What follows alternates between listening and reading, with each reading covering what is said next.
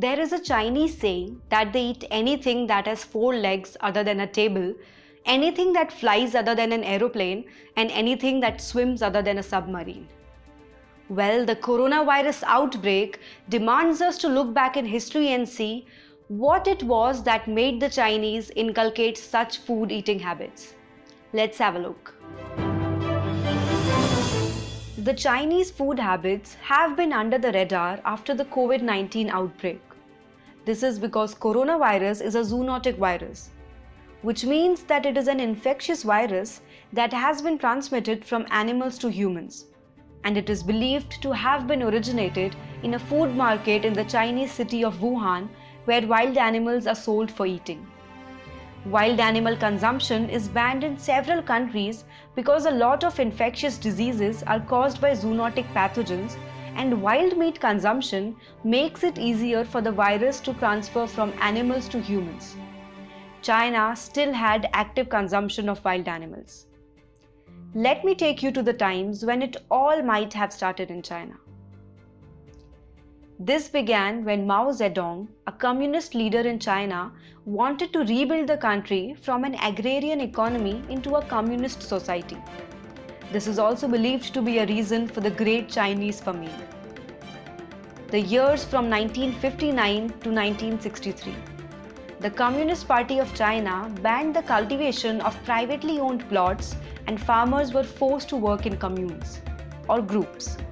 The entire population had to eat in collective kitchens. To also fulfill his dream of industrializing China, Mao made many farmers leave farming and join the iron and steel production workforce. This also led to the diversion of food grains from farms to industrial areas. The officials started filling the granaries because the soldiers and the workforce had to be fed even at the cost of the farmers going hungry, which was very much the case. Local people starved at the gates of warehouses, but the granaries were not open for them. There was an illusion that Mao Zedong was living with. The illusion that everything was in abundance when it was not.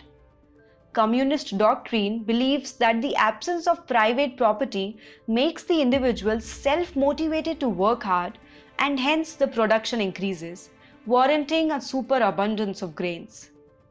In order to prove this communist principle right, the amount of grain officially reported was much more than the actual quantity produced. The production of grain throughout China was decreasing. The crop yields were lower than the average. And to manage the official numbers, all the grains of a locality were being seized, leaving nothing for the local people to eat. No one could speak openly about it because those who did were harassed, jailed, or killed. Adding to the shortage of food grain in the country, the government promoted some risky agricultural innovations as well. Mao introduced policies which asked the farmers to soak seeds in freezing water to prepare them for winters, plow extremely deep into the soil to train the plants to develop strong roots, and policies like sowing seeds more densely than normal, assuming the plants of the same species would not compete with each other. You can also call it as the communist pseudoscience. Sparrows and other wild birds that ate the crops were killed, and citizens were rewarded for doing so.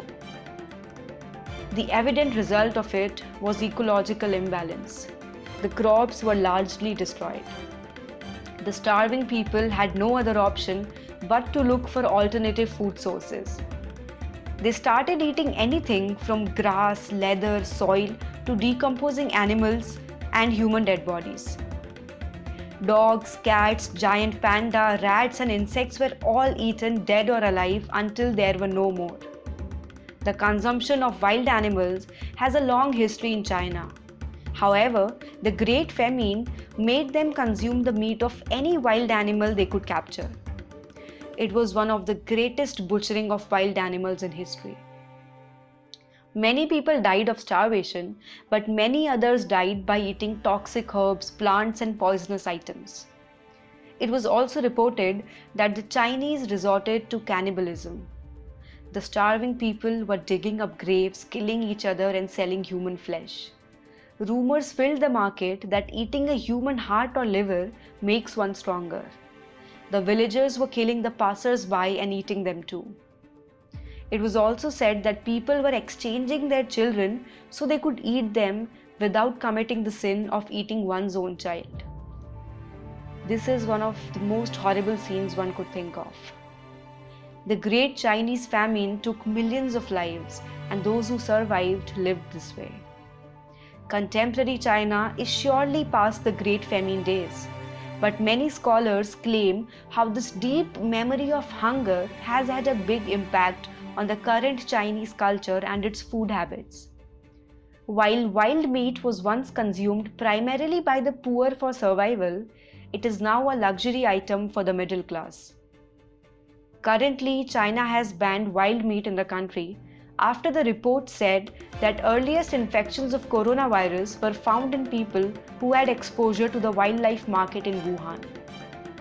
Nonetheless, the entire world is concerned about the consumption of wild animals in China because of the hidden dangers it brings to public health security. We will continue bringing you more updates. Keep watching Swaraj.